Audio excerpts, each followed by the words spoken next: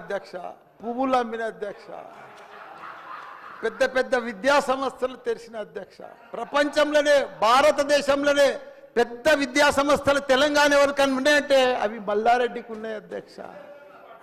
కానీ ఇప్పుడు అంతా అయోమయం ఆగమాగం ఉంది అధ్యక్ష.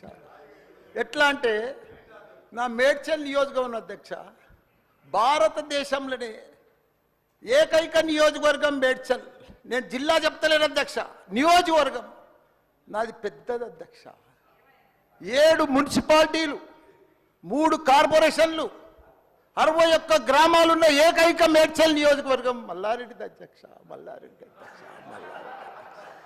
దాన్ని అతులం కుతులం చేస్తున్నారు అధ్యక్ష. దాన్ని జిహెచ్ఎంసీ అని ఇప్పుడు నా తన 7 మున్సిపాలిటీలు ఉన్నాయి, 3 కార్పొరేషన్లు ఉన్నాయి, 61 గ్రామాలు ఉన్నాయి.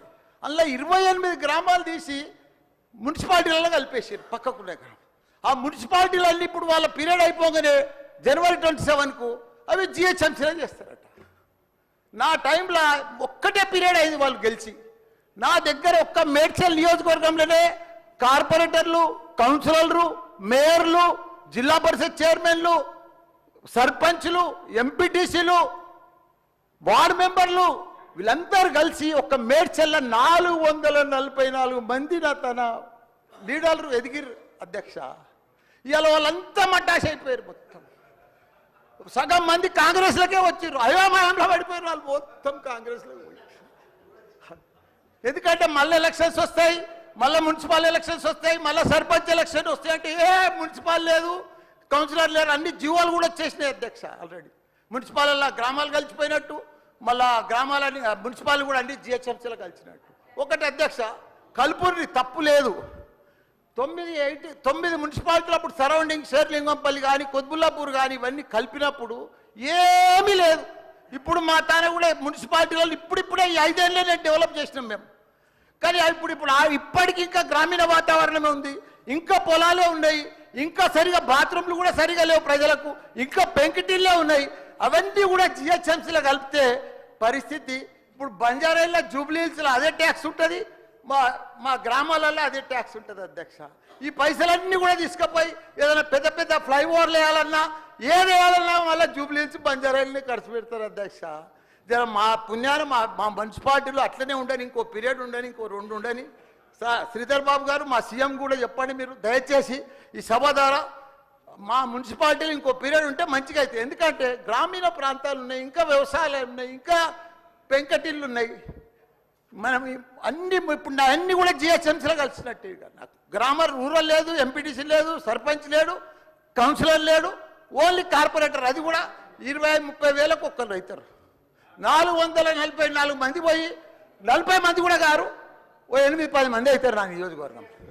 6,48,000 ఓట్లు ఉన్నాయి అధ్యక్ష. అది అయిపోయిందా, ఈ పార్టీకి అయిపోయింది, దయచేసి అది చెప్పినా మీకు అంత మనవించుకున్నా. హైడ్రా భారతదేశంలోనే మన హైదరాబాద్ అంటే, తెలంగాణ రాష్ట్రం అంటే ప్రపంచమంతా మోగిపోయింది అధ్యక్ష. ఐటీ రంగంలో కానీ, ప్రతి ఒక్క డెవలప్మెంట్లో కానీ, ప్రతి దాంట్లో కూడా హైడ్రా వచ్చినాక ఒక్కసారి హైడ్రా ఏం పెద్ద తప్పు పని చేయలే. కానీ హైడ్రా వచ్చినాక ఒక భయాందోళనతోటి మొత్తం కుప్పగొలిపోయింది అధ్యక్ష. హైదరాబాద్ సిటీ దిష్టి తగిలిపోయింది అధ్యక్ష. నువ్వేమన్నా అనుకో, ఎందుకంటే నాకు పెద్ద ల్యాండ్ బ్యాంక్ ఉంది, నాకు పెద్ద విద్యా సంస్థలు ఉన్నాయి, నాకేం నష్టం లేదు, నేనేం ఎఫ్టీఎల్లో లేను, బఫర్ జోన్లో లేను. నేను జనరల్గా చెప్తున్నా, అభివృద్ధి అమెజాన్, గూగుల్, ఫేస్బుక్, యాపిల్ లాంటి కంపెనీలు అమెరికా తర్వాత ఇక్కడ మన హైదరాబాద్ తెచ్చిండు మన కేటీఆర్ అధ్యక్ష. హెడ్ క్వార్టర్స్ ఈయనే ఉండే అధ్యక్ష. ఐటీలా మనం కర్ణాటక బెంగళూరు పిలిచినాం అధ్యక్ష. 9 లక్షల మంది ఉద్యోగాలు చేస్తున్నారు, ఐటీ ఉద్యోగాలు. పెద్ద పెద్ద ప్రపంచం అంతా కూడా హైడ్రా తీసుకొచ్చి పెద్ద పెద్ద వాళ్ళకు గుగులు పట్టిపోయింది అధ్యక్ష. గరీబ్ వాళ్ళు అయితే గుండెలు వలిగిపోయినాయి అధ్యక్ష. మరి అది ఎందుకు తెచ్చిర్రో ఏమో మళ్ళీ నాకు అర్థం కాదు. ఇప్పుడు ఒకటి అధ్యక్ష, ఇప్పుడు నాయే కొన్ని ఎఫ్టీఎల్ ఉన్నాయనుకో, ఎగ్జాంపుల్ చెప్తా శ్రీధర్ బాబానా. మన ఇంట్లో మన సెల్ ఫోన్లో చూస్తే మన భూమి 1 ద ఫ్లో ఆగిపోతుంది అన్న. మీకు దండం పెడతా, మీరంతా చాలా మేధావులు. మన ఇంట్లో కూర్చొని కూడా మన పొలం హైడ్రాల్ ఉందా, చెరువు ఎఫ్టీఎల్ ఉందా, బఫర్ జోన్లు ఉందా చూసుకోవచ్చు. అంత టెక్నాలజీ వచ్చింది. గూగుల్లోకి పోతే చూసుకోవచ్చు. చూసి ఎవరెవరికి ఉందో ముందే నోటీసులు ఇచ్చి ఓపికతో అర్జెంట్ ఏముంది, తెల్లారి శుక్రవారం పొద్దుగల్లే పోయి శనివారం పొద్దుగల్లే పోయి కూలగొట్టాలని ఏముంది అధ్యక్ష. నిదానంగా వాళ్ళు కూడా మన తెలంగాణ ప్రజలే, వాళ్ళంతా కూడా మీరు ఓటేస్తేనే మనం మంత్రిలో కూర్చున్నాం. మనం అంత ఆదల బాగా ఆధార్ చేసేది, టెన్షన్ చేసేది ఏం అవసరం.